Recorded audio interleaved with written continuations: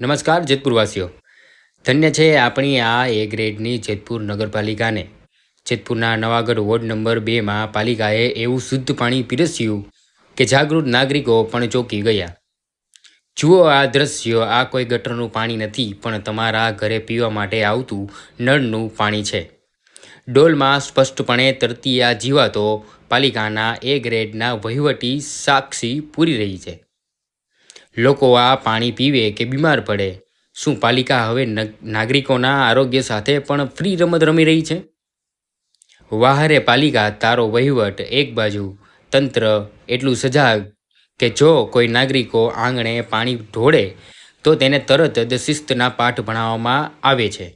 જ્યારે તેને નોટિસો ફટકારવામાં આવે છે 200, 500, 1500, અને અંતે જે નળ કનેક્શનો હોય તેને કાપવાની પણ ચીમકીઓ હોય છે. માનો તો સીધું નળ કનેક્શન કાપી નાખવામાં પણ આવે છે. પણ સાહેબ, જરા આ જીવાત તો જુઓ.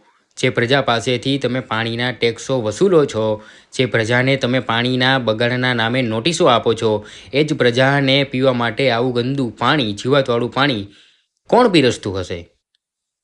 નિયમો માત્ર જનતા માટે જ છે. શું નગરપાલિકા સત્તાધીશો જીવાતવાળું પાણી પીવાની હિંમત કરશે?